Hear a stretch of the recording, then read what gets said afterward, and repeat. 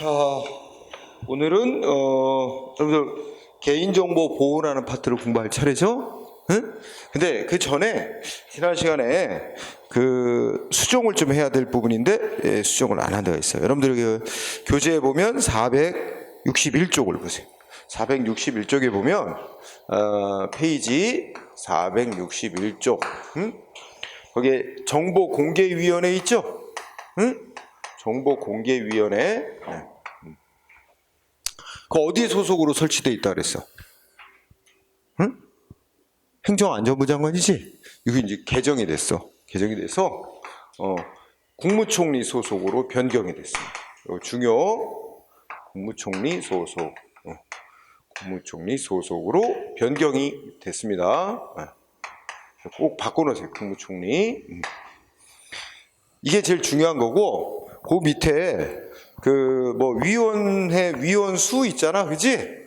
위원수도 조금 늘어났어. 그래서 거기 보면 뭐 위원장, 부위원장 각 한 명을 포함한 9명 위원으로 구성한다 그랬잖아. 근데 그거는 보통 시험에는 안 나와. 몇 명으로 구성되나. 근데 어쨌든 바뀌었으니까 그 9명에서 11명으로 구성한대. 1명으로 그거 바꿔놓으세요. 이게 중요하단 말이야. 국무총리 수도 바뀌었다는 거. 자, 그거 좀 바꿔놓고요. 자, 그 다음에 수정해놨어요? 교재 수정해놨어요? 자, 그러면 오늘은 463쪽에 이제 개인정보 보호라는 주제와 그 다음에 이제 실효성 확보 수단이라는 파트에 대해서 일부를 공부를 하도록 하죠. 자, 개인정보라는 건 뭐 여러분이 알아나 뭐 이름, 그다음에 뭐 주소, 메일, 메일 주소라든지 또는 뭔가 남한테 감추고 싶은 그런 숨기고 싶은 정보 있잖아. 자기에 관한. 이런 것들 함부로 노출되면 사회적으로 지탄받을 수도 있고, 그지? 뭐 이런 문제가 있잖아, 그지? 또 내 개인 정보를 이용해서 악용을 해가지고 피해를 줄 수도 있고, 그지? 그래서 오늘날 이 사람들이 불안해하는 것 중에 제일 많이 불안해하는 것 중에 하나가 자기 개인 정보가 노출돼가지고 뭔가 악용될까? 이거 많이 우려한단 말이야. 그래서 그 1절 개설에서 1번 개인정보 보호의 필요성이 나와 있지. 그 눈으로 읽고 가는 거야. 개인정보 보호하는 게 왜 필요하겠어? 간단히 말하면 사생활 보호를 위해서야. 그래서 두 번째 줄 뭐 사생활의 비밀 등. 그래서 뭐 정보통신기술 발달 문이 당연한 거야, 그죠? 읽고 지나가세요. 그러면 2번에서 공부할 게 중요해. 개인정보 자기결정권. 그 제목으로 풀었으면 무슨 뜻이야? 우리 개인은 자기에 관한 정보를 누구한테 제공할 건가? 그지? 자기 정보를 줄 건가? 그리고 이거 외부에 공개되는 것에 동의할 건가? 이런 거에 대해서 정보 주체라고 해. 개인이 스스로 결정할 권리가 있다. 그러니까 뭐 국가든 다른 뭐 기업이든 그 개인의 동의 없이 막 그 사람에 관한 정보를, 개인 정보를 막 수집하면 안 된다 이거지. 그죠? 그래서 개인정보 자기결정권 뜻 한번 읽어보자. 개인이 자기에 관한 정보를 관리하고 통제하며 자기에 관한 정보를 외부로 표현함에 있어서 스스로 결정할 수 있는 권리를 말하며 개인정보 자기결정권의 보호 대상이 되는 개인정보는 개인의 내밀한 영역 또는 사사로운 영역에 속하는 정보만이 아니고 공적 생활에서 형성되었거나 이미 공개된 개인정보까지 포함한다. 읽었지? 판례로 확인하면 돼요. 판례. 자, 1번은 개인정보 자기결정권의 뜻을 다시 한번 설명한 거다. 그죠? 중요한 건 2번. 판례 2번이 아주 중요. 뭐가 중요할까? 여러분들이 판례 2번을 그러면서 지금 조금 아까 읽었던 거 똑같이 썼는데 어떤 부분이 중요할까? 여러분들이 시험 문제 출제자로서 틀리게 낸다면 어떻게 내겠어? 이 개인정보 자기결정권의 보호 대상이 되는 개인정보란 개인의 뭐 내밀한 영역 내지 사사로운 정보에 한정되며 뭐 공적 생활에서 형성되었거나 이미 공개된 정보까지 포함하는 건 아니다. 이렇게 내겠지? 틀리게 만들면 그러니까 끝부분이 중요한 거야. 거기 넷째 줄. 공적 생활에서 형성되었거나 이미 공개된 개인정보까지 포함하는 거다. 응? 그죠? 예를 들어서 개인의 얼굴도 이게 개인정보지. 그지? 그럼 막 우리 쉬운 예로 연예인 얼굴 사진 갖다가 우리 초상권 침해한 다지. 연예인 사진 그 연예인의 동의도 얻지 않고 그지? 자기네 가게에 막 이 뭐 그 연예인이 아주 자주 뭐 좋아하는 뭐 업소다 그리고 동의도 얻지 않고 막 사진 갖다 붙여놓고 이렇게 거짓 광고하면 위법이야. 그죠? 그런 것처럼 연예인에 관한 얼굴 사진 다 공개돼 있지만 그죠? 그 본인 동의 얻지 않고 막 상업적 용도로 사용할 수 없어. 그죠? 네. 그래서 자 2번 판례 중요 그 밑줄 친 부분이 중요하다. 보호 대상이 되는 개인 정보는 내밀한 영역, 사사로운 영역에 한정되는 게 아니다. 공적 생활에서 형성됐거나 이미 공개된 정보까지 포함한다. 이 부분이 포인트. 그 다음에 3번은 뭔 뜻이냐? 특별한 의미는 없고 이게 개인정보를 공개해야 될 필요성과 이거 공개하면 또 사생활 침해라든지 그 사람의 인격 침해라든지 여러 가지 충돌이 난단 말이야. 그죠? 가장 전형적인 예로 뭘 볼 수 있어? 우리가 흉악한 범죄자 얼굴 공개하지. 근데 원래 일반 범죄자들, 경미한 범죄자들은 얼굴 공개 안 합니다. 그죠?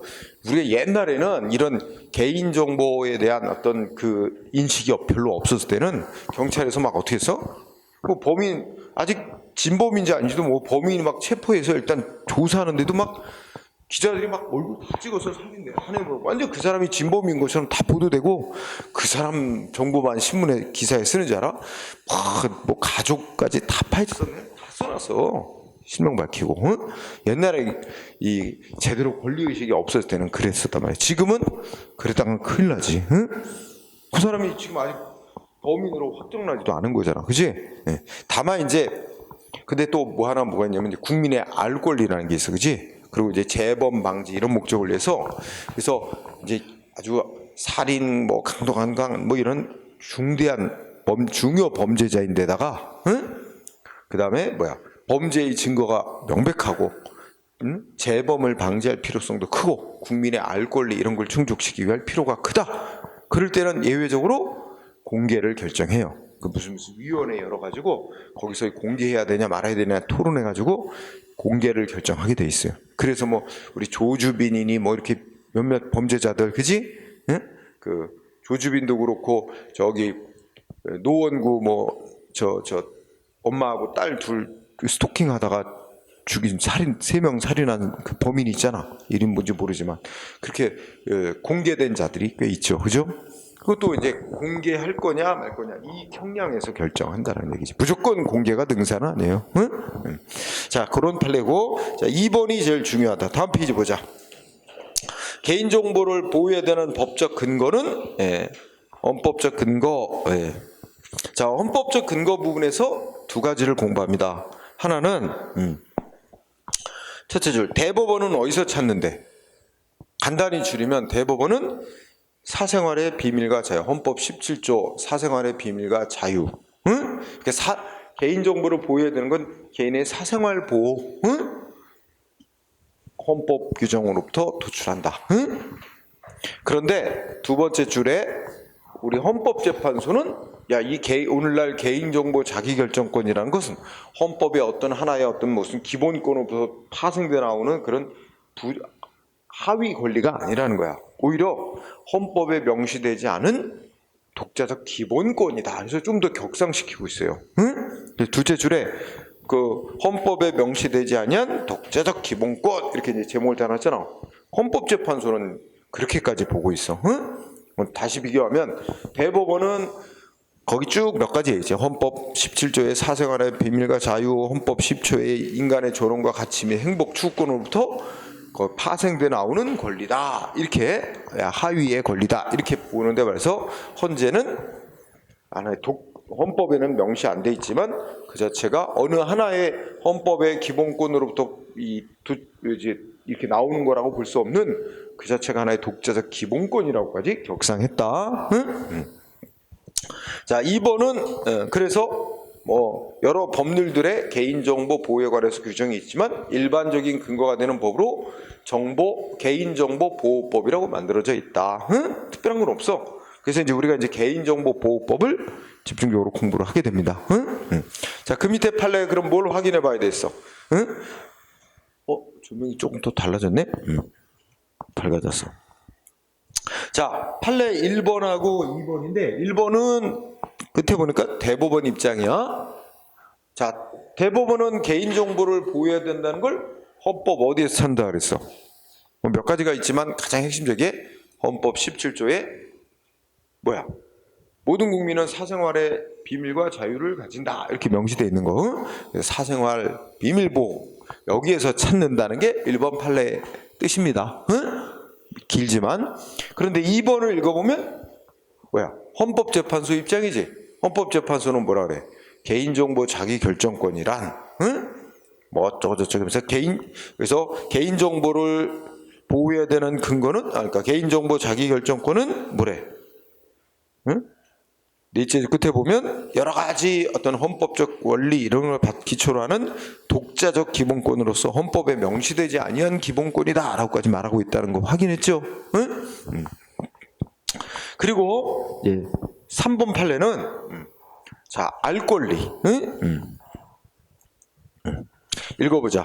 일반 국민의 알 권리와는 상관없이 국가기관이 어떤 사람 평소 동향을 감시할 목적으로 개인의 정보를 비밀리에 수집했다면 이거는 그 대상자가 공적 인물이라는 이유만으로 면책될 수 없다. 그러니까 여기에 보면은 이제 공적 인물이라는 단어가 나오잖아. 원래 이제 이 미국에서 판례로 확립된 이론인데 일반 사람들하고 비해서 막 공적인 관심사가 되는 인물, 공적 인물은 사생활의 비밀과 자유가 좀 덜 보호돼도 된다. 이런 논리야. 우리가 공적 인물이면 누구겠어? 예를 들어 일반 전 국민들의 관심사가 되는 사람, 뭐 정치인, 그죠? 그 다음에 또 뭐였어? 연예인, 그지? 이런 사람들은 그래서 뭐 그 대중의 관심사가 되는 사람들은 또 그래서 뭐 우리가 파파라치라고 들어봤잖아. 뭐 우리나라에는 그렇게 보편화되지는 않은 것 같지만, 그러니까 막 하루 종일 쫓아다니면서 막 사진 찍고, 그지? 그래서 이 정치인이라든지 연예인이라든지 일반 대중의 관심도가 높은 그런 사람들, 공적 인물에 대해서는 어느 정도 사생활 침해를 감수해야 된다. 그 사람들은 국민의 알 권리라는 실현이라는 차원에서 이런 논리가 이제 공적 인물 이론이라는 논리가 있어. 미국의 판례에서 확립된. 그런데 여기를 읽어보니까 아니 국가기관이 감시 대상으로 삼았던 인물이 공적 인물이래. 그지? 그렇다 하더라도 여기서 제일 중요한 국민의 알 권리를 충족시키는 목적하고는 아무 상관도 없대잖아. 그치? 첫째 줄의 시작머리가 일반 국민의 알 권리와는 무관하게 나오잖아. 이게 공적 인물이라는 이유로 이게 이제 어느 정도 사생활 침해를 감수해야 된다는 건 국민의 알 권리 충족이라는 그 이유 때문이거든. 근데 이거는 국민의 알 권리 충족시키는 거하고 아무 상관도 없이 국가가 이거 아마 뭐 정부의 반대를 많이 하는 사람인지 모르지만 그죠? 감시할 목적으로 비밀리에 정보를 수집해 왔다면 어디 갔고 누구 만났고 막 그런 거 있잖아. 수집해 왔다면 아무리 그 사람이 공적 인물에 해당하는 사람이라도 그건 위법이다. 위법하게 개인 정보를 수집한 거다. 그래서 뭐야? 국가는 손해배상해야 된다라고 판결 내린 겁니다. 그래서 3번 꼭 알아둬야 될 판례. 그 다음에 4번도 알아둬야 된다. 자, 4번은 말이 길지만 다섯째 줄에 자 4급 이상의 공무원들인데 뭐야? 여러분들 이 공무원들은 이제 군 면제받았다. 이유가 뭐냐? 무슨 병 때문에, 질병 때문에 군 면제받았다. 그러면 어떻게 된대? 거기 이제 보면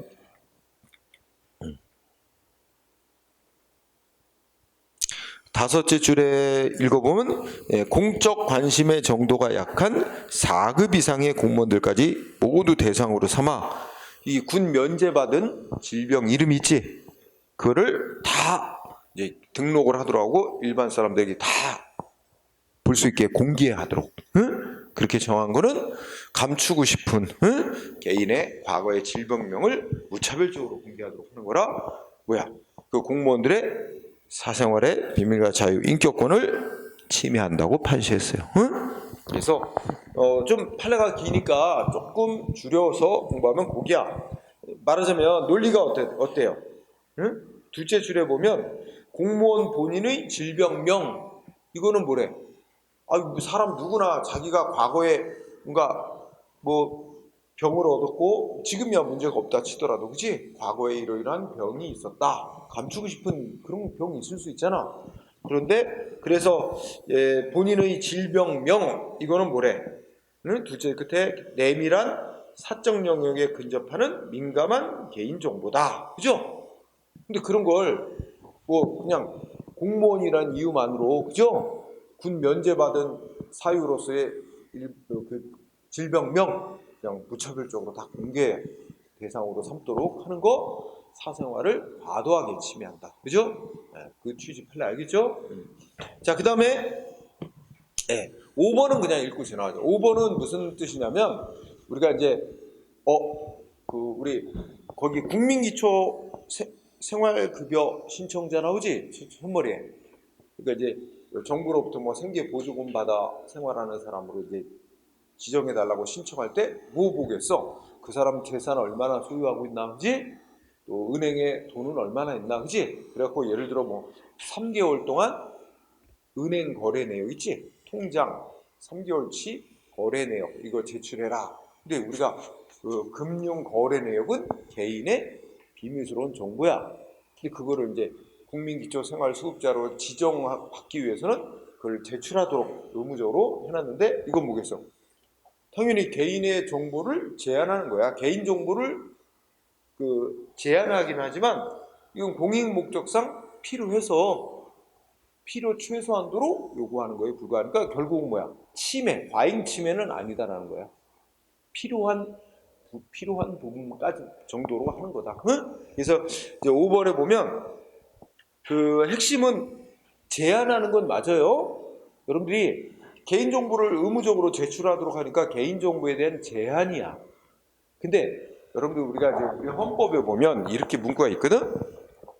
헌법을 보면 다 뭐 국민의 이러이러한 권리가 인정된다, 이런 권리 인정한다 이렇게 해놨지. 그래놓고 이제 우리 헌법 37조 2항이라는 데 가면 모든 국민의 자유와 권리는 국가의 안전보장, 사회질서 유지, 공공공무리를 위해 필요한 경우에는 법률로 필요 최선 범위 내에서 제한할 수 있다. 법률로 필요 최선만큼 어떤 그 정당한 목적으로 해서 제한하는 거, 요거는 문제가 안 되는 거야. 다만 그 필요 최소한의 범위를 넘어서 과도하게 과도하게 하면 이때는 위헌, 침해라서 위헌이라 그래. 그래서 여러분들이 이제 5번이나 6번 판례를 공부하면서 이게 이제 뭐냐면 제한하는 성격은 갖는 건 맞아. 근데 이게 과도한 제한이야. 과잉 제한이냐 아니냐가 문제가 되는 거야. 근데 5번은 뭐라고 나온 거야? 과잉 제한이 아니라는 거야. 꼭 필요한 정보니까, 개인 정보라도 꼭 필요하고, 그죠? 그리고 최소한 만큼 요구하는 거라. 결론은 뭐래? 침해는 아니다. 침해하는 건 아니다는 건 뭐야? 위헌, 위법은 아니다, 이 말하고 같은 거. 이해됐어요? 그러면 6번의 키워드는 지문이야. 지문. 지문. 첫째 줄에 지문 나오지? 여러분들 늘 이거 할 때마다 얘기하지만 지문이 똑같은 사람이 없다 그러지? 우리가 전 세계 사람이 지문이 다 다르다는 거 아니야? 희한하지? 어떻게 이 작은데 그 미세한 차이라도 있어서 65억 명이나 되는 인구가 지문이 다 다른 거 말이야. 희한해, 그죠? 그래서 어쨌든 지문은 특정 개인을 알아볼 수 있는 그런 개인 정보다. 그런데 국가가 어떻게 하고 있죠? 여러분이 아나? 우리나라 주민등록법에 보면 만 17세 될 때 주민등록하래. 그지? 그래서 옛날에 동사무소, 지금은 주민센터 가갖고 뭐야? 열 손가락 지문 다 찍습니다. 그죠? 다 찍고 보관합니다. 지문 보관하고 그 다음에 그 주민등록증 발급받고, 그지? 그 다음에 저 주민센터 이 시군구청장이 그 등록한 지문 정보를 또 경찰에 넘겨줘요. 그 경찰이 전 국민의 지문을 보관하고 있어요. 뭘 위해서? 범죄 수사를 위해서. 응? 이거에 대해서 문제 삼은 거예요. 자, 첫 번째, 아니 이 국민 이게 이제 여러 가지 그 정보 파악해서 뭐 행정을 하는 데 있어서 필요하고 뭐 하여튼 필요해서 개인의 지문 정보를 등록하도록 한다 해도 저 개인 알아보는데 필요하다면 지문 하나만 있어도 되지 않냐? 응? 예를 들어 엄지손가락 지문 하나만 찍어 놓으면 되지. 왜 10손가락 다 찍게 하냐? 응? 이거 갖고 문제 삼았어. 이건 과잉이다. 엄지손가락 하나 정도만 찍게 하지 왜 10손가락을 다 찍도록 강제로 규정했느냐? 응? 과잉이다. 그리고 또 하나는 시군구청장이 이렇게 10손가락 지문 정보를 이제 등록을 받은 다음에 그걸 경찰에게 넘겨주는데 이거 법에 근거도 없이 수집한 개인정보를 다른 기관에 넘겨줘서 소위 법률 유보 원칙에 어긋나는 행위다. 이래서 문제가 됐어요. 그런 거 주장을 했는데 결론은 자 6번 어떻게 돼? 지문이라는 개인정보 어떻게 돼? 시군구청장이 지문정보를 수집하고 경찰에게 이제 넘겨줘서 경찰이 보관하고 전달하여 수사 목적에 이용하는 것은 모두 개인정보 자기 결정권을 제한하는 건 맞아요. 왜냐면 지문을 강제로 수집하니까, 그지? 제한하는 건 맞지만 이게 필요한 목적, 정당한 목적을 위해서 필요한 정도를 넘는 거냐? 그렇지는 않다고 본 거야. 응? 그래서 끝에 가면 어떻게 돼? 침해라고 볼 수는 없다. 침해했다고 볼 수는 없다는 건 위헌, 위법은 이라고까지는 할 수는 없다. 응? 제한하기는 하지만, 그래서 여러분들 용어를 잘 조심해야 돼. 제한하는 건 맞다. 근데 이것이 위헌, 위법적인 침해냐? 응? 이거는 아니다. 지금도 유지되고 있죠? 응? 자, 이렇게 정리하고, 그 다음에 7번은 굳이 안 해도 되고, 그 다음에 8번 판례도 공부해야 될 필요가 있어. 8번 아직 시험에 안 나왔는데, 자, 변호사들의 이제 정보가 두 종류가 있어. 어떤 인터넷 사이트가 있는데 사이트 운영자가 두 가지를 서비스해. 유료로. 응? 뭐 하나 서비스한대. 첫째 끝에 변호사들의 인맥지수 서비스. 응? 자, 두 가지인데 변호사들의 인맥지수. 응? 이게 무슨 말이냐면 여러분이 무슨 누구한테 누구한테 고소를 당했어. 가정을 해보자. 응? 누가 여러분을 고소를 했어. 그러면 뭐 경찰, 검찰에서 조사한대. 그죠? 응? 그럼 법을 잘 모르면 어떻게 돼? 변호사를 골라야 돼. 선임을 해야 될 텐데. 그지? 그런데 보통 이제 뭐 고소하거나 이런 문제가 생기면 이제 검사가 있게 되고 뭐 A라는 사람이 있게 되고 이제 판사가 있게 되고 이럴 거 아니야, 그죠? 재판을 한다고 쳐봐. 응? 그러면 A라는 사람은 어떤 사람을 변호사로 선임하면 좋을 거라고 생각해? 아니 검사나 판사하고 좀 그래도 친분이 있는 사람을 변호사로 자기 변호사 선임하면 조금 유리하지 않을까, 그치? 그 생각한단 말이야, 그죠? 그러면 어떤 변호사들이 있는데 이 변호사하고 얼마나 자기 사건을 맡은 검사하고 얼마나 친한 검사냐, 응? 판사하고 얼마나 친하냐, 응? 이런 이 친분이 있는 변호사를 수소문해 보고 싶은데 알 방법이 없잖아. 근데 거기에 착안해 가지고 어떤 사람이 그걸 서비스로 하는 거야. 그래가지고 우리 한국 사회가 여러 가지 인맥 사회잖아, 그렇지?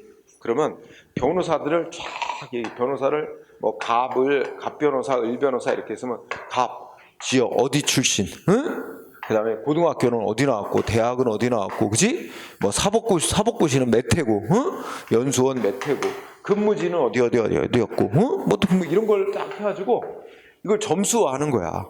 아마 제일 점수를 높게 보는 건 뭐 같은 고등학교 출신, 뭐 같은 지역 출신, 뭐 이런 거에 대한 가중치를 둬가지고 항목별로 점수를 매겨서, 그지?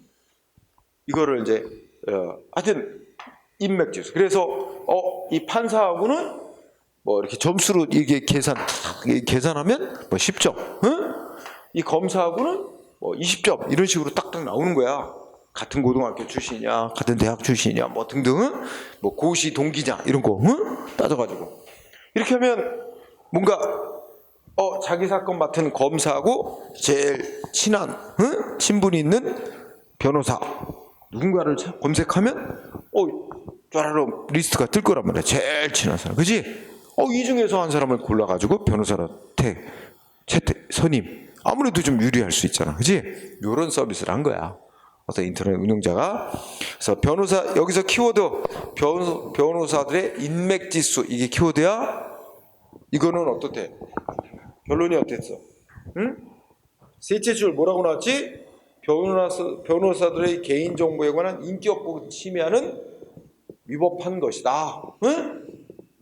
그러니까 개인들이 이 사이트 운영자가 변호사 개개인들의 정보를 지 멋대로 마음대로 수집해가지고, 응? 그걸 돈 받고 서비스하는 거 아니야? 다른 사람들한테 유료로 그 변호사들의 개인 정보를 마음대로, 응?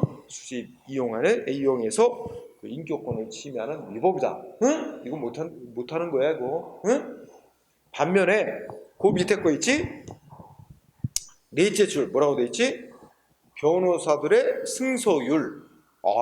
변호사마다 얼마나 맡은 사건에서 승소 많이 했는지, 그지? 승소율이나 전문성 지수.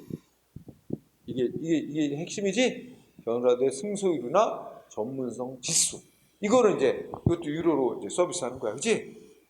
그러면 우리 어떤 개인이 자기가 어떤 변호사를 선임하려고 하는데 자기와 관련 사건에 어떤 사람이 전문가고, 응? 변호사들 중에서 더 전문성 있고 승소를 많이 하는 사람인가? 이거를 이제 검색해보고 그 변호사를 선임할 수 있게끔 그렇게 유료 서비스 해주는 거지. 응? 요거는 좀 객관성이 있는 거야. 응? 그래서 결론은 어땠대? 이거는 변호사들의 개인정보의 인격권을 침해하는 위법행위로 볼 수는 없다. 이건 적법한 행위다. 그지? 두 가지 변호사들에 관련된 정보 유료로 서비스하는 것에 대해서 두 가지로 나눠서 하나는 위법, 하나는 적법, 응? 나눴다는 거. 그 다음에 9번은 아주 중요한 판례. 9번 되게 중요한 판례. 자, 뭐 나왔어요? 자, 우리가 거기에 키워드는 주민등록번호입니다. 그죠? 우리 주민등록번호는 누군지를 딱 알아볼 수 있는 개인정보죠. 응? 이런 걸 뭐라고 그러냐면 아까 지문도 그렇지만 딱 그 정보 하나만 보면은 누군지 딱 알아볼 수 있는 정보를 고유 식별 정보라고도 칭해. 좀 이따 나올 거야, 그런 말은. 이런 건 특히 조심해야지. 응? 그런데 여러분들도 이제 우리 태어나면서 주민등록번호 하면서 저 주민등록번호 부여받잖아. 주민등록하면서. 근데 주민등록 한번 부여받으면 어떻게 돼? 평생 가잖아. 근데 내 주민등록번호가 유출됐어요. 응? 나도 모르게 내 주민등록번호가 유출돼서 막 도용되고 있어. 응? 이러면 번호를 바꿀 수도 없는 거 문제예요. 그죠? 계속 평생 가니까. 응? 그래서 9번 판례의 핵심은 시군구청장한테 나 주민등록번호 바꾸겠다 신청한 거야. 응? 내 의사와 상관없이 내 주민등록번호가 유출돼가지고 나 이거 앞으로 뭔가 악용돼가지고 내가 피해볼 우려가 너무 크다. 응? 나 주민등록 좀 변경을 해달라 신청을 했거든. 그랬더니 구청장이 뭐라 그러지 않아? 해주고 싶어도 법률에 주민등록번호를 변경할 수 있도록 하는 아무 규정이 없습니다. 고 거부했어. 응? 근데 거부당한 사람이 소송을 낸 거야. 응? 소송을 내서 승소했어. 그래서 법원이 뭐라 그랬어?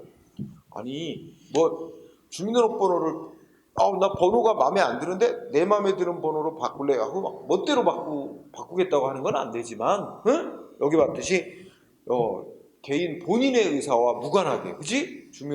본인 의사와 무관하게 주민등록번호가 유출돼서 피해를 당할 우려가 있는 자한테는 주민등록번호를 변경해달라고 신청할 권리가 있다고 봐야 된대. 법에는 규정이 없더라도 그는 법에 규정 없더라도 우리가 법에는 명시된 법 규정은 없지만 조리상 그런 신청 권리가 있다고 봐야 되고, 그럼 신청권이 있는 사람의 신청에 대한 거부는 어떻게 되는 거예요? 상대방의 권리를 침해하는 거부 처분이다. 소송 대상이 된다. 그리고 판결한 거지. 그래서 받아줘야 된다고 됐어요. 그래서 지금은 법이 바뀌어서 주민등록 이렇게 이제 본인의 의도와 상관없이 주민등록번호 유출된 사람들 이거 변경 신청 받아줍니다. 받아가지고 심사해요. 진짜 이게 변경을 해줘야 될 사안인가? 응? 예를 들어서 막 무슨 뭐 성폭력 피해자인데 신상이 노출됐어. 주민등록번호랑 막 이런 게. 그럼 이름도 그럼 어떻게 하고 싶어? 저 이름도 개명하고 싶지? 그리고 주민등록번호도 바꾸고 싶고 이런 사람들 신청. 그럼 한 3개월 정도 걸리는 것 같아. 응? 네. 뭐 평균. 그래서 그 심사위원회가 있어. 거기서 이제 뭐 바꿔줘야 되냐 해가지고 결정하면 변경할 수 있도록 그렇게 제도가 이제 바뀌었어요. 근래. 그래서 9번 판례 내가 많이 써놨지만 핵심은 밑에 보면 어떻게 돼? 4줄 굵은 글씨 써놨지? 응? 피해자의 의사와 무관하게 주민등록번호가 유출된 경우에는 조리상, 법에는 명시적 규정은 없지만 불문법인 조리상 주민등록번호 변경해달라 요구할 신청권 인정된다. 응? 그리고 신청권 있는 자의 신청을 받고도 거부한 것은 상대방의 권리를 침해하는 행위가 되니까 소송 대상이 되는 거부 처분에 해당한다. 여기에 시험의 핵심이야. 응? 자, 그 다음에 10번 판례도 중요하다. 응? 10번 판례는 자 일단 첫째 줄 읽어보자. 헌법 21조가 보장하고 있는 표현의 자유는 개인이 인간으로서 존엄과 가치를 유지하고 국민 주권을 실현하는데 필수 불가하기란 자로서 자기의 신원을 누구에게도 밝히지 않은 채 익명이나 가명으로 자기의 사상이나 견해를 표명하고 전파할 익명 표현의 자유도 이 표현의 자유에 포함된다. 그죠?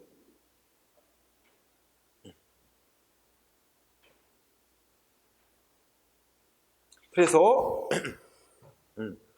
하여튼 여기에 포인트는 익명 표현의 자유도 포함된다. 응? 그거만 알아두세요. 익명이나 가명으로. 자, 그러면 구체적으로 이제 우리나라 개인정보보호법으로 들어갑니다. 응? 개인정보보호법. 자, 공부해야 될 핵심 부분이 몇 개 있어요. 이 법이 지난 시간에 잠깐 보지만 법이 좀 양이 많다 그랬어. 근데 그 중에 좀 골라서 공부해야 된다 그랬어. 응? 자, 첫 번째 알아둘 거 용어의 총칙, 용어의 정의에서 개인정보 알아둬야 됩니다. 개인정보란 첫째 줄 밑줄 쳐주세요. 살아있는 개인에 관한 정보. 응? 일단 살아있는 개인 이게 중요하죠. 그럼 자동으로 이 법이 보호하는 개인정보에 안 들어가는 거 뭐가 있겠어? 살아있지 않은 사람에 관한 정보는 이 법이 보호하는 개인정보가 아니겠지? 분명히 딱 살아있는 개인에 관한 정보. 그래서 자, 그 중요한 부분이다. 살아있는 개인에 관한 정보라 그랬어. 그래서 여기서 나온 거 살아있는 개인 따라서 둘 나와요. 사망한 사람, 사망자에 관한 정보, 응? 죽은 사람. 그 다음에 개인이 아니라 법인 같은 단체, 응? 단체, 법인이나 단체에 관한 정보는 해당 사항이 아니겠죠? 이 법이 보호하는 개인정보가 아니겠죠? 응? 이거 중요. 그 다음에 또 읽어보자. 그러면 살아있는 개인에 관한 정보로서 읽어봅시다. 그냥 이름이라든지 주민등록번호, 영상을 통하여 개인을 알아볼 수 있는 정보. 여기서 중요한 거 그러니까 자, 가는 뭘 의미하는 거야? 딱 그 정보 하나만 보면 누구인지 딱 알아볼 수 있는 정보 있지? 근데 그것만이 아니라 그 어떤 정보 하나만으로는 딱 누구다 알아볼 수는 없지만 그 정보하고 다른 정보하고 이렇게 합쳐보면 누구다 하는 걸 알 수 있는 그런 정보도 포함한다는 거지. 그지? 나가 그런 뜻이야. 해당 정보만 갖고는 누구인지 알아볼 수는 없더라도 다른 정보와 쉽게 결합하여 알아볼 수 있는 정보. 응? 이것도 이 법이 보호하는 개인정보. 응? 나가 특히 유효하다. 가야 너무 당연한 거고. 그리고 다는 이제 읽어보자. 가명 처리를 해서 원래의 상태로 복원하기 위한 추가 정보를 사용하거나 결합하지 않고는 특정 개인을 알아볼 수 없는 정보. 이런 거 정보를 가명 정보라는. 가명 정보도 보호 대상이 되는 거예요. 응? 가명 정보도 보호 대상. 자, 그 다음에 뭐 밑에 가명 처리라는 거 있는데 넘어가고, 그 다음에 이 법을 공부할 때 처리라는 용어가 등장한다. 그 처리라는 거는 여기 쭉 나듯이 개인정보를 수집하고 저장하고 뭐 편집하고 검색하고 다른 사람은 다른 자에게 제공하고 막 이런 거 있지? 그리고 뭐 없애버리고 이건 다 통틀어서 여기 처리라고 표현하고 있어요. 응? 읽고 지나가세요. 뭐 읽고. 자, 그 다음에 정보 주체라는 용어인데 정보 주체는 뭐라 그래요? 딱 설명하는데 여기 써있기를 정보 주체란 처리되는 정보에서 알아볼 수 있는 사람. 그죠? 그 정보의 주체가 되는 사람. 읽고 지나가세요. 자, 여기서 개인정보 처리자 여기 중요. 응?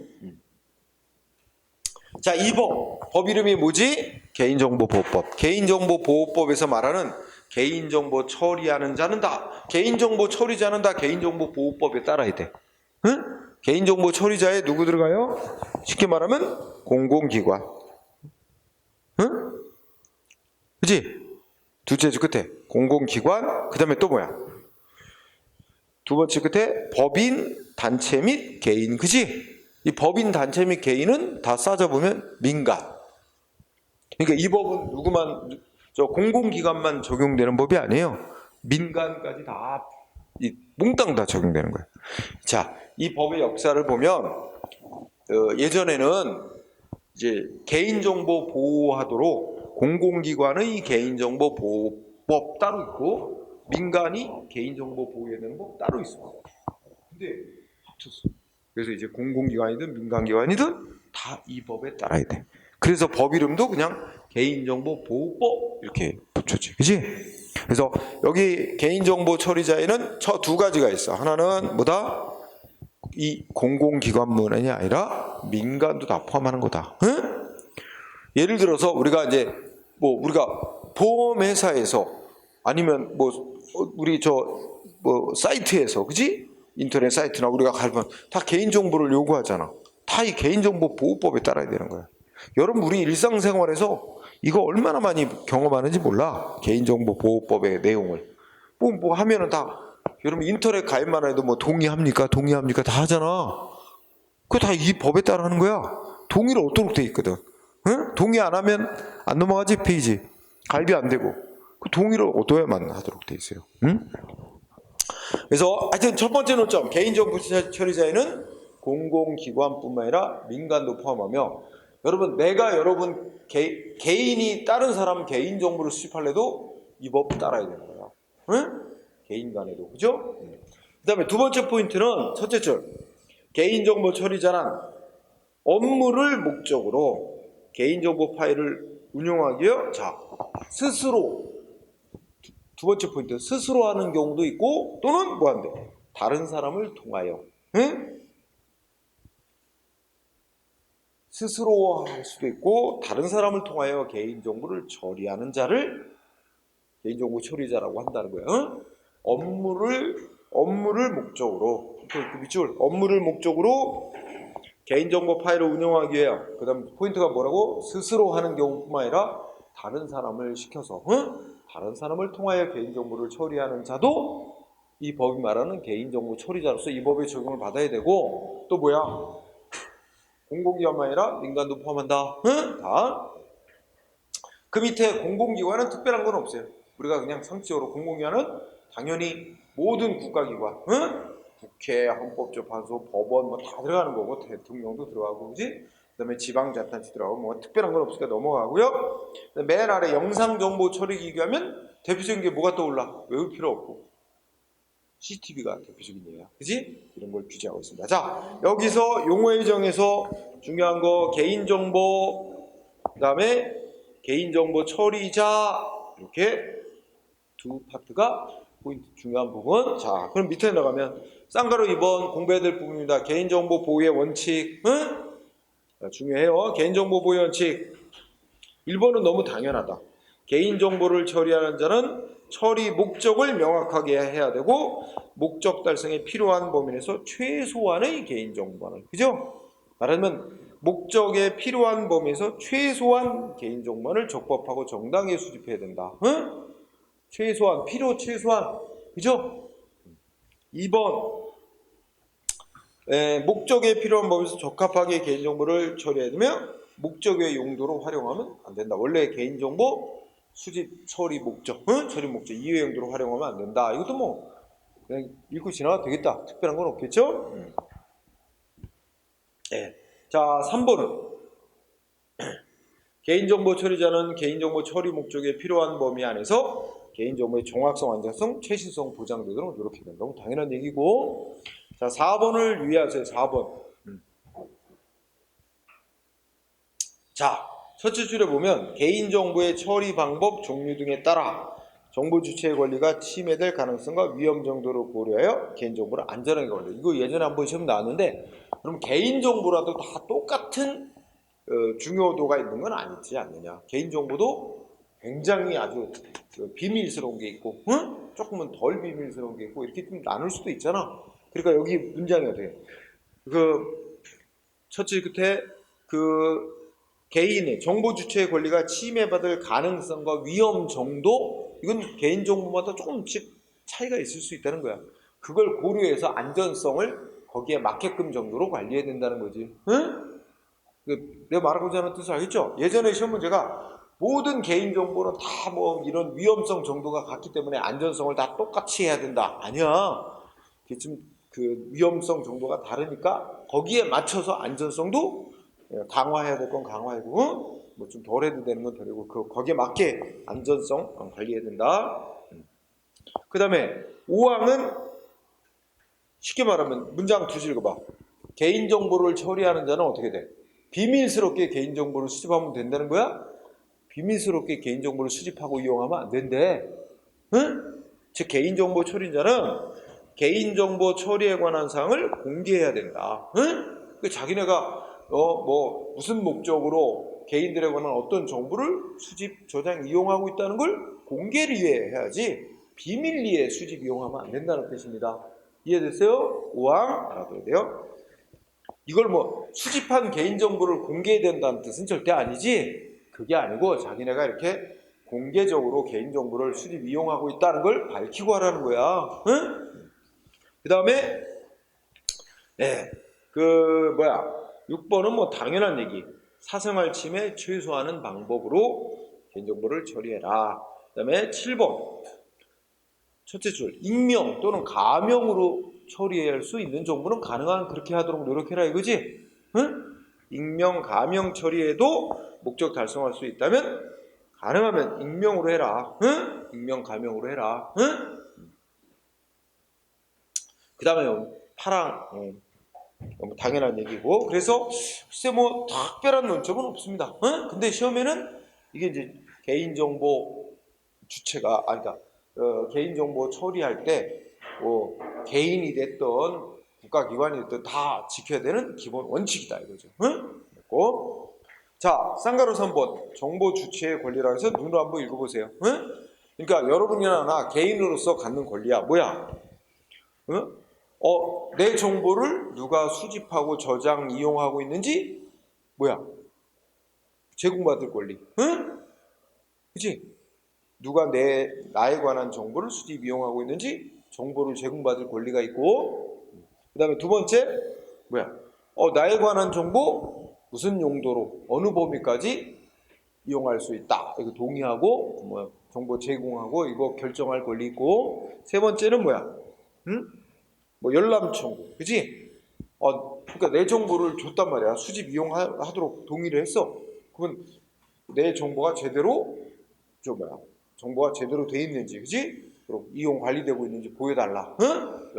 열람시켜달라. 보여달라고. 근데 봤더니 뭔가 좀 잘못돼 있더라. 그러면 정정해달라. 삭제시켜달라. 아예 없애달라. 응? 이런 거 있잖아. 그지? 그래서 처리, 정지시켜달라. 정정, 삭제해달라. 파괴해달라. 이런 권리도 있고 5번 피해 생긴 거 있으면 구제 받을 권리도 있습니다. 요거를 이제 뒤에 가면 또 상세히 써놨어요. 일단 읽고 지나가고. 자, 그 밑에 개인정보 보호위원회 나오죠. 쌍가루 1번. 개인정보 보호위원회 설치. 거기만 간단히 보세요. 응? 개인정보 보호위원회 동그라미 1항만 보세요. 1항만. 응? 자, 개인정보 보호에 관한 사무를 독립적으로 수행하기 위하여 어디 소속? 그게 중요해요. 국무총리 소속으로 개인정보 보호위원회를 둔다. 응? 개인정보 보호위원회 어디 소속? 국무총리 소속. 응? 요거 하나. 다른 거 별로 안 해도 돼. 자, 그 다음에 여기 너무 많이 이거 법이 있긴 한데 굳이 안 해도 돼요. 넘어가세요. 다 넘어. 자, 그 다음에 자, 471쪽으로 가세요. 툭툭 건너뛰어도 돼. 471쪽에 쌍가루 2번 읽어보자. 개인정보 침해 요인 평가. 읽고는 가자. 응? 뭐라고 돼 있어? 중앙행정기관의 장은 대표적인 예가 뭐 장관 같은 사람이지. 응? 중앙행정기관의 장은 그 자기 그 소관 부처 관련 법령을 제정하거나 개정을 통하여 개인정보 처리를 수반하는 정책이나 제도를 도입 변경하는 경우는 이 보호위원회가 아까 말한 개인정보 보호위원회를 말하는 거야. 개인정보 보호위원회 개인정보 침해 요인 평가를 요청해야 된다. 그러니까 자기네가 무슨 그 법을 뭐 새로이 제정을 하거나 그러면 이거 법 만들면 얼마나 개인정보에 대한 침해가 영향을 줄 수 있는 침해에 영향을 줄 수 있는지 평가해 달라고 개인정보 보호위원회 요청해야 된대. 응? 자, 쌍가루 2번도 알아두고 쌍가루 3번. 자, 기본계획하고 시행계획. 기본계획은 누가 세웁니까? 개인정보 보호에 관한 기본계획은 누가 세운대? 응? 기본계획을 수립하는 자 누구예요? 응? 개인정보 보호위원회. 첫머리 시작머리가 보호위원회 나오잖아. 그게 약 줄여서 그렇게 부르는 거라고. 응? 그러니까 기본계획은 보호위원회, 개인정보 보호위원회가 수립한다. 응? 몇 년에 한 번씩? 3년마다. 그 두 군데 포인트야. 3년마다 개인정보 보호위원회가 개인정보 보호와 우리 개인들 정보 주체의 권익 보장을 위해 3년마다 기본 계획을 수립한다. 응? 3년마다. 그러면 개인정보 보호위원회가 이렇게 3년을 주기로 기본 계획을 수립해 놓으면 그 밑에 각 부처의 중앙행정기관의 장은 거기에 맞춰서 매년 시행 계획을 수립한다. 응? 시행 계획은 누가 수립하는 거죠? 중앙행정기관의 장이 각각 중앙. 그리고 매년 그죠? 1년마다 이렇게 구별하고요. 그죠? 자, 그 다음에 좀 넘어갔대. 그 다음에 다음 페이지 봅시다. 개인정보의 수집, 이용, 제공 등 나오죠? 응? 거기서 자, 여러분이 개인이 됐든 우리 학원도 여러분 개인정보 수집한 거야. 여러분 학원에 등록할 때 뭐해? 인적사항서 이름 쓰지 뭐 메일 주소 쓰고 다 하잖아. 다 개인정보 제공했잖아. 그 여러분들이 동의를 했어. 제공했어. 그죠? 근데 이거 학원에서 관리자면서 여러분들 개인정보만 유출되고 그러면 법적으로 문제가 되는 겁니다.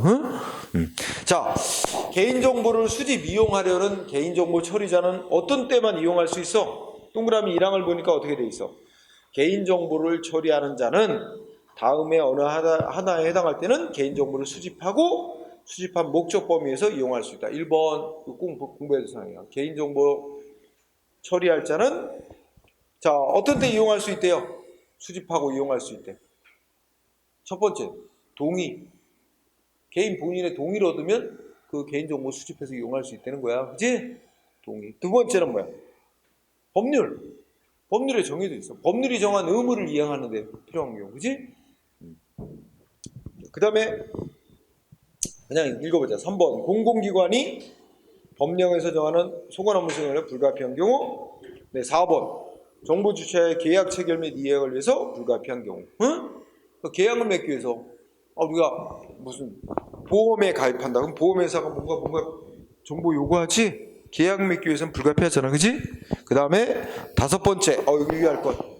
자, 정보 주체는 개인이라고 돼. 개인 또는 그 법정 대리인이 뭐 동의하냐 안 하냐 의사 표시를 할 수 없는 상태에 있다든지 주소 불명 등으로 동의를 받을 수 없는 경우로서 명백하게 개인 본인 정보 주체나 제3자의 급박한 생명체 재산의 이익을 위해서 필요하다고 인정하는 경우에는 이때는 결국 뭐야? 동의 없어도 개인정보를 수집 이용할 수 있다는 뜻이 되는 거지. 응? 그리고 6항도 중요해. 6호.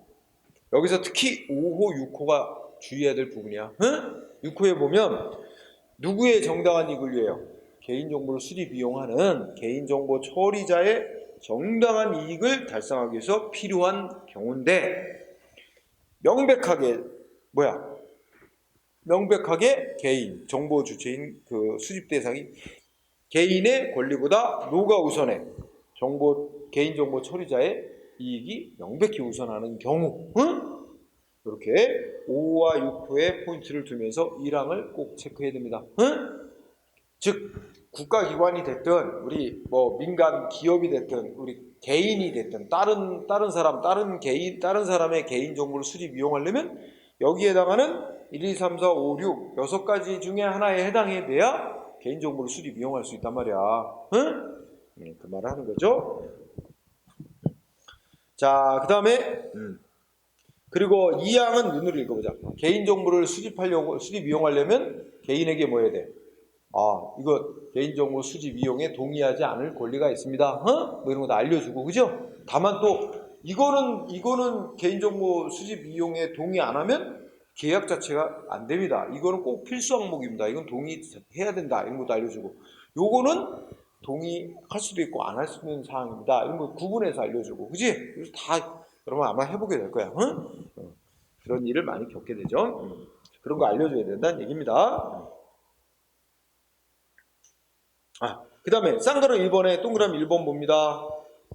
동그라미 개인정보 처리자는 위에서 말한 뭐야? 개인정보를 수집 이용할 수 있는 6가지 항목이 있었잖아.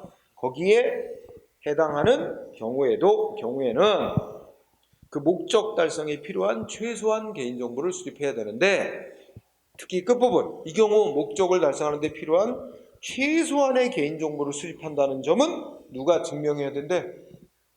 개인정보를 수집 이용하려는 개인정보 처리자가 입증해야 된대요. 응? 자, 동그라미 1항 주의하고 1항이 공부할 부분이야. 1항 공부하고 끝쪽에 필요 최소한의 개인정보만을 수집한다라는 점은 개인정보 처리자가 입증해야 된다. 응?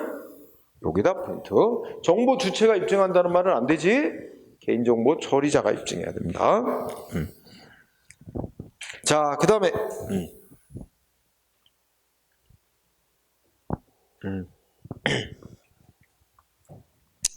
그 다음에 뭐가 있냐면은 자, 쌍가루 3번 개인정보의 제공은 조금 넘어가도 될 거야.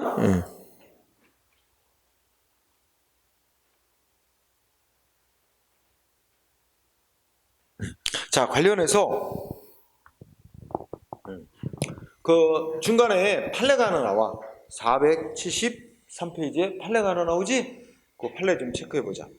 자, 이 사안을 좀 얘기를 하면 이런 거야. 이제 어떤 사람이 사이트 운영자인데 이 사람이 각 대학교 가면 법과 대학이 있단 말이야. 응? 요새 같은 뭐 로스쿨 뭐 이런 식으로 거기에 홈페이지 들어가. 각 대학별 법대 아니면 뭐 로스쿨 홈페이지 들어가면 거기 법과 대학 교수들이 이제 프로필이 나온단 말이야. 그럼 뭐 이름, 전공, 응? 전문적으로 하는 분야 어떤 거 뭐 등등 이렇게 나와. 그럼 이걸 갖다가 긁어모은 거야. 응? 대학교 홈페이지에 가면 공개가 돼 있어. 그래서 그걸 그대로 퍼다가 자기가 뭐 그 정보를 활용해서 사이트를 구축해갖고 이걸 이제 유료 서비스 하는 거야. 뭔가를 만든 거야. 응? 그랬더니 대학 그 법대 교수가 정보 주체인 자기 자신의 동의도 얻지 않고 그 정보를 수집해다가 이용해 먹었다. 응? 이거 위법. 이제 문제 삼은 거지. 그래서 그거 읽어보니까 자, 쭉 한번 읽어보자. 개인정보보호법은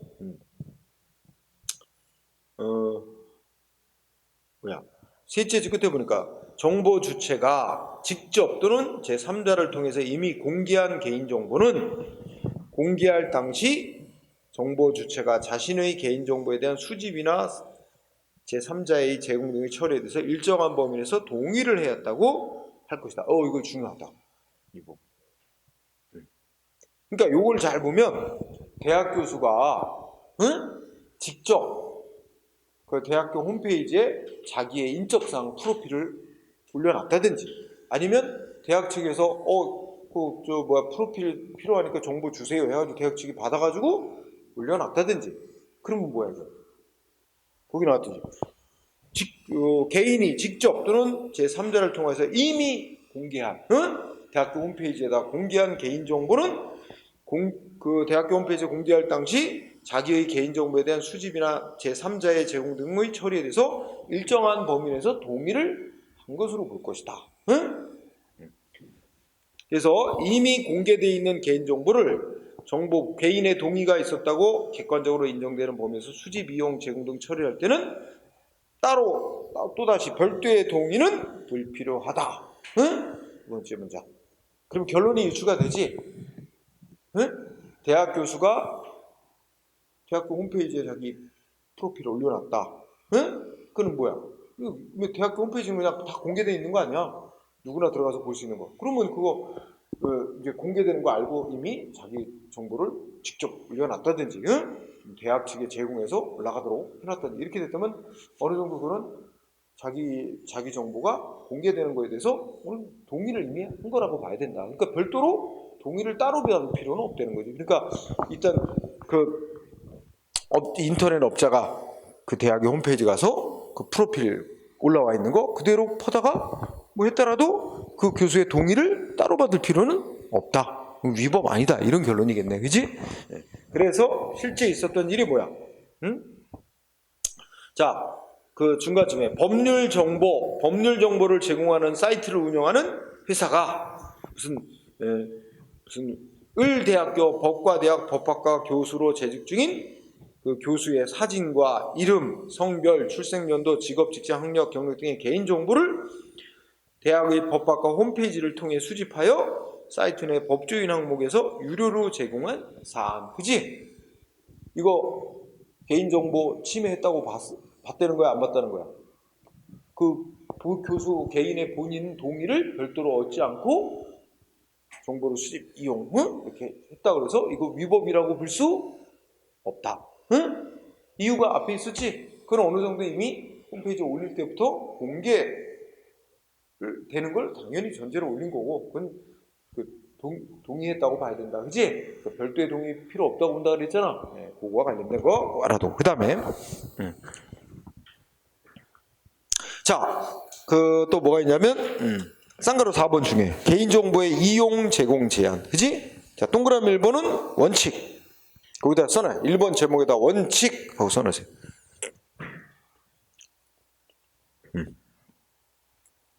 자, 1번을 읽어보면 어떻게 돼?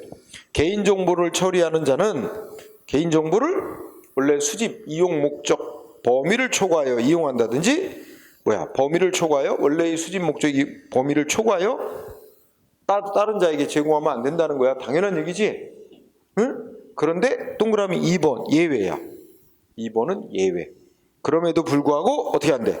개인정보 처리자는 다음의 어느 하나에 해당하는 경우에는 개인정보를 두 번째 줄 끝에 개인정보를 원래의 수집 목적 이외의 용도로 이용하거나 3자에게 제공할 수 있다. 그 원래의 목적 이외의 용도로 이용 또 목적 이외의 용도로 3자에게 제공할 수 있는 예외 사유가 있다는 거. 그치?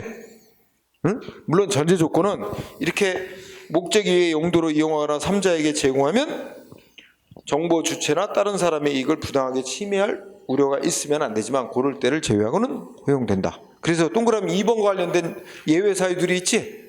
원래의 개인정보 수집 목적 이외의 용도로 이용하거나 제공하는 경우. 그지? 여러분한테 메일 같은데 나도 엊그제도 메일 온 것 같은데 내가 이제 휴대폰으로도 오고 한다면 내가 어디에 가입하면서 내 정보를 줬는데 그 회사가 이거를 뭐 또 누가 자기네 관련 회사에 이게 정보를 주려고 하는데 동의하십니까? 뭐 이러면서 길게 와. 귀찮아갖고 그냥 넘어가지. 보지도 않고. 그 대충 그런 뜻이야. 그래서 나한테 별도로 동의를 얻고자 보내오고 이런단 말이야. 그래서 자, 어떤 경우가 원래의 수집 목적 이외의 목적으로 이용하거나 3자에게 제공할 수 있는 사유로 인정되어 1번 별도로 또다시 동의를 얻은 경우지. 두 번째 법률에 규정한 경우. 그 다음에 사망은 아까 했었죠? 아까 있는 거랑 똑같습니다. 그 다음에 사항은 통계 작성 학술 연구 목적. 통계 학술 연구 누구인지 알아볼 수 없는 형태로 제공할 때는 원래의 수집 목적 이외의 목적으로 이용하거나 제공할 수 있다고. 그 다음에 5번 원래의 수집한 목적 이외의 용도로 이용하거나 제공하지 않으면 다른 법률에 정하는 소관 업무를 법이 정하는 소관 업무를 수행할 수 없는 경우로서 개인정보 보호인의 심의 의결을 갖춘 경우. 6번째 조약 국제협정을 위하여 외국 정부나 국제기구에 제공할 때. 그 다음에 7번 범죄를 수사하고 기소해서 공소 제기 유지를 위해서 필요할 때, 법원의 재판을 위해 필요할 때, 형집행을 위해서 필요할 때. 이럴 때는 원래의 수집 목적 이외의 목적으로 개인정보를 이용하거나 제3자인 다른 기관에게 제공할 수 있다는 겁니다. 원칙은 뭐였는데? 원래 개인정보를 수집할 때는 이러이러한 목적으로 수집한다. 그런 목적으로 딱 한정해서 수집해서 저장하고 이용해야 돼. 그게 원칙인데 예외가 있다. 이 예외 사유 꼭 알아둬야 됩니다. 그리고 옛날에 아주 예전에 시험 나왔는데 거기 보면 법원의 재판을 위해서 필요할 때는 원래는 개인정보를 수집했는데 법원의 재판을 위해서 필요하다고 제공한다고 수집한 건 아니었어. 원래 다른 용도로 수집했는데 갑자기 법원에서 재판하는데 필요하다고 정보를 달래는 거야. 이거 함부로 넘겨주면 안 되는 거였지 원래는. 근데 법이 허용하고 있어, 그지? 그러면 8항 법원의 재판 업무 수행을 위해 필요한 경우는 있는데 이게 아직 안 배웠다 하더라도 이거는 행정심판 업무 수행을 위해 필요할 때는 아닙니다. 이거 예전에 시험에 나왔어서 내가 이런 거. 행정심판 업무 수행을 위해 필요한 때.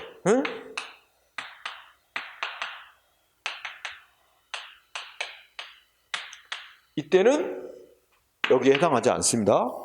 원래의 수집 목적 이외의 목적으로 이용하거나 제3자에게 제공할 수 있는 사유에 해당하지 않아요. 예전에 나온 거라서 이거 꼭 중시하고요.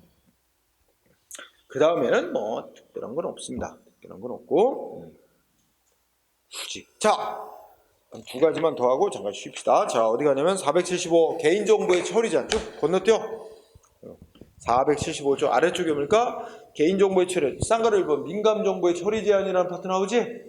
응? 첫째 읽어보면서 민감정보란 건 뭐를 의미하는지 한번 보세요. 민감정보라는 건 개인의 첫째죠. 사상, 응? 신용, 노조나 정당 가입 탈퇴 여부, 응? 또 정치적 견해, 건강이나 성생활 등에 관한 정보, 그 밖에 사생활을 현저히 침해할 우려가 있는 개인정보로서 대통령령으로 정하는 정보. 응? 이렇게 됐지? 이게 이제 민감정보라고 부르는 거야. 응? 자, 이거 중요한 파트야. 응? 이런 민감정보는 수집 이용하면 된대요, 안 된대요? 원칙에. 응? 넷째 줄 끝에 뭐라고 돼 있어? 민감정보는 처리해서는 안 된다. 수집 이용하면 안 된다는 거야. 수집 저장 이용하면 안 된다는 거야. 응? 원칙 처리하면 안 된다. 여러분들이 공부하면서 이런 게 민감정보라고 부르는 정보구나. 사생활 침해 우려가 매우 큰 정보. 응? 이런 걸 민감정보라고 부르고 원칙 민감정보는 넷째 끝에 처리해서는 안 된다. 처리가 수집하고 저장하고 이용하고 편집하고 제3자 제공하고 이런 거 다 안 되는 거야. 그런데 딱 두 가지 경우는 허용을 해. 민감정보를 수집 이용 처리하는 거 두 가지 경우가 있는데 두 가지가 어떤 경우야? 밑에 예외 어떤 경우에 허용한대요? 응? 동그라미 1번에 있습니다. 두 가지 경우 허용되는 예외 사유 두 가지 뭐뭐 있어요? 두 번째 줄 별도로 동의를 받은 경우 민감정보 수집 이용에 대해서 개인한테 별도로 동의를 따로 받은 경우 응? 또 하나는 뭐야? 법령에서 수집 이용할 수 있도록 해놓은 경우 응? 법령 알았죠? 자 그거만 잘 원칙은 민감정보는 처리하면 안 되게 돼 있다. 그러나 별도로 알리고 부인한테 동의를 받았을 때하고 그지? 그 다음에 법령에서 허용하고 있는 경우 이 두 가지는 예외를 한다. 그지? 그 다음에 그 밑에 가면 또 고유 식별 정보라는 제목이 있지? 다음 페이지로 이제 또 편집이 좀 마음에 안 드는데 고유 식별 정보라는 것도 자, 동그라미 1번 자 고유 식별 정보라는 건 누구인지를 특정 개인을 알아볼 수 있는 정보입니다. 응? 그죠? 예를 들자면 어떤 게 있어? 동그라미 1번 끝에 가면 응? 우리나라 주민등록번호, 그죠? 여권번호, 운전면허번호, 외국인 같은 경우는 외국인 등록번호. 이게 이제 말하는 고유 식별 정보예요. 응? 자, 이거 어떻게 돼? 고유 식별 정보는 원칙, 동그라미 1번의 원칙인데 결론 끝에 뭐야? 처리할 수 없다. 수집 저장 이용할 수 없는 거야. 원칙은 그런데 동그라미 2번, 3번. 응? 아, 1번에 다 들었다. 1번의 앞머리 부분에 보면 두 가지 경우는 예외로 허용한대. 똑같아. 본인한테 별도로 동의를 얻은 경우. 응? 그 다음에 또 뭐야? 법령에서 허용한 경우. 그지? 요 똑같은 논리죠? 그러니까 고유 식별 정보, 개인이 누구인지 알아볼 수 있는 고유 식별 정보는 처리해서는 안 되는 게 원칙. 단 두 가지 경우는 허용. 본인 동의를 따로 얻은 경우하고 법령에서 정한 경우 논리 똑같이 보면 됩니다.